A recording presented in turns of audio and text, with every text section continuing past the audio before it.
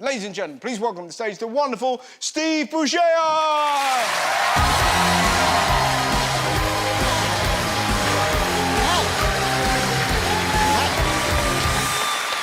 Hey, nice to meet you. I'm Steve. I'm a bit of a bad boy. Does that come across?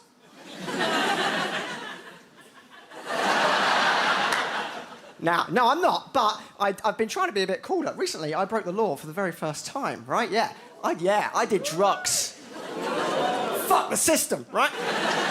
Yeah, I went to Copenhagen to do it, right? Because I'm not going to fuck our system. I'm not stupid. I'm going to fuck someone else's system. I'm not like Saudi Arabia or Dubai. I'm not going to fuck their system. Their system seems pretty unfuckable. I went to Copenhagen, right? In Copenhagen, there's a bit called Christiana where they just sell you drugs and they don't stop them doing it. And I was like, that's my kind of law breaking, you know, because it's actually allowed, right? So I went there to do marijuana, right? I'm not really a drug kind of guy. I switched to decaf at 4, you know? So I went for it. Now, my friend Iain came with me. He smoked his marijuana, but I'm not going to smoke it. That makes me cough, right? So what I did is they had, like, market stalls where they were selling, like, biscuits with the weed, like, built in. Because I know the slang. Like, it was built-in weed, you know, into the biscuits. And I love biscuits. I was like, flipping, I'll have a weed biscuit. I was so excited. I was like, 1 weed biscuit, please. Have you got any crack cookies? Any heroin hobnobs? I was going to do it. First time doing drugs. I was so excited. But this is where the story gets very lame, because I had to check the dietary requirements of the biscuit because I am quite severely lactose intolerant. Yeah. So picture the scene. I had to ask a drug dealer whether he put milk into his biscuit. It was the most pathetic thing you've ever seen in the entire world. Most people, when they buy drugs, it's like, do you want some drugs, man? Yeah, sure. But when I do it, it's like, oh, milk upsets my tummy. Like, it's so... You cannot ask the dietary requirements of drugs. Like, you just can't do it. Like, excuse me, is there any milk in this weed? Is this heroin gluten-free? Is this cocaine fair trade? It never is. But and I'm not exaggerating, my lactose intolerance is severe. Like, it's bad. Like, if I have milk in me, it's coming out, you know? Like, and I can't... And no one takes it seriously, by the way, lactose intolerance as a disability. It's not one of the... Yeah, we've got some fans in shitting themselves over there. Like, it's a nightmare, isn't it? No one cares about us, lactose intolerance people. Like, it's not one of the big disabilities. You're not going to see it at the Paralympics anytime soon, you know? You're never going to see the starting 100 metres of the Paralympics. One person's, like, got one leg and one person's lost an arm and then one person's like... When I eat Baby Bell, I shit myself. Oh, you're so brave. How'd you do it? So I went to the weed man. I had to check the content. So I was saying to him, milk. But he was Danish. He was heavily Danish. So he couldn't speak in English. Do you know what I was saying? He got his boss over, who spoke much better English. But his boss had an eye patch on, which, yeah, that rang alarm bells immediately. I don't trust anyone with an eye patch, right? That's been my policy since Hook, right? So he was a bad egg, really. And so the Hook man, he told me there was no milk in the biscuit, but I was like, no, I'm not trusting you, mate. What if they put milk in that side of the biscuit and you just weren't fucking looking? Now,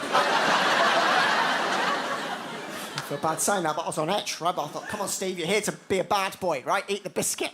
So I ate it. Now, what I did not know is that it turns out eating drugs is far, far more potent than smoking it. I didn't read that on Wikipedia. A sip of this biscuit was the equivalent of 1 spliff.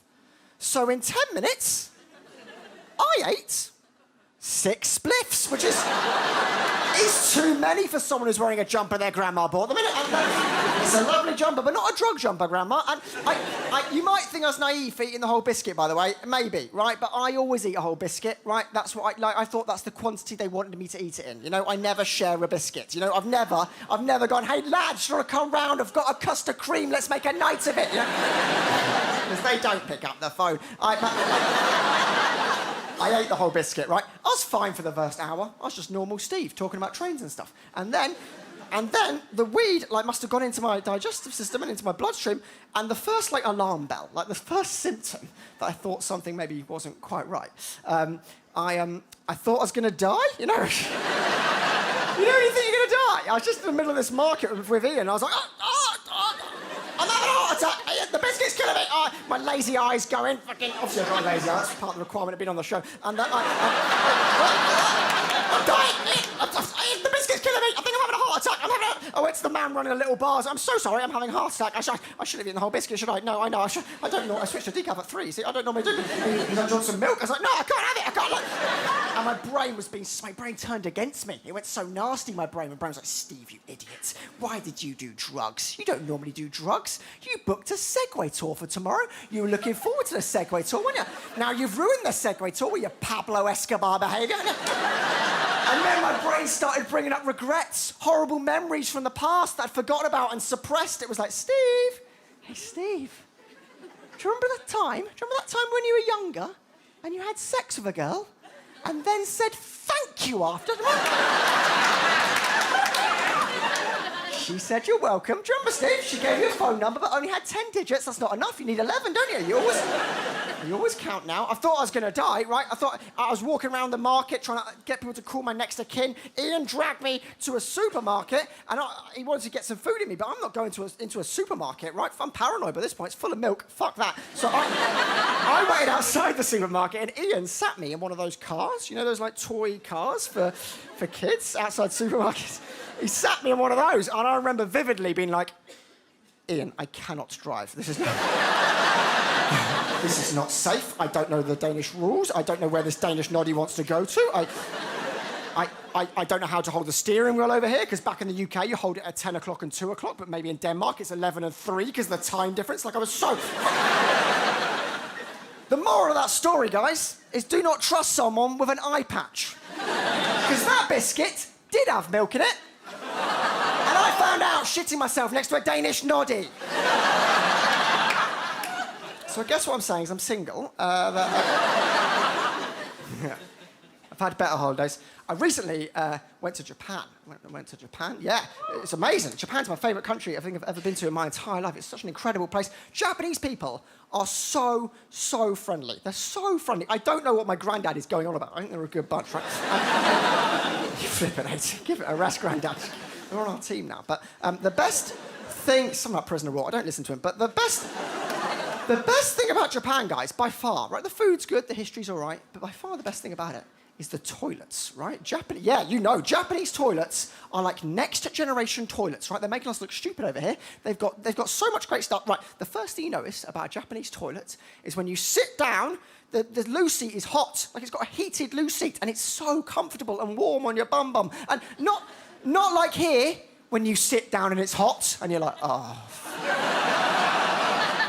Oh no, someone's been here, haven't they? Oh, it's really warm. It must have been recent. Oh, feels like someone's been nesting an egg on this damn thing.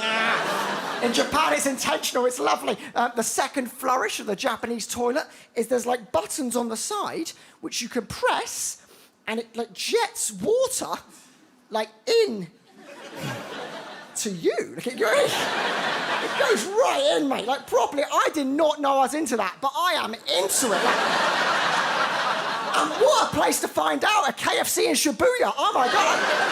I went for a poo, but I came back for the colonic. Like, I was shitting away for hours. Like, oh, that's amazing. Like, so good. And by the way, how much more hygienic is that than what we're doing? Using water to clean makes much more sense than using scraps of paper like we do. We're in the fecal stone age compared to the Japanese.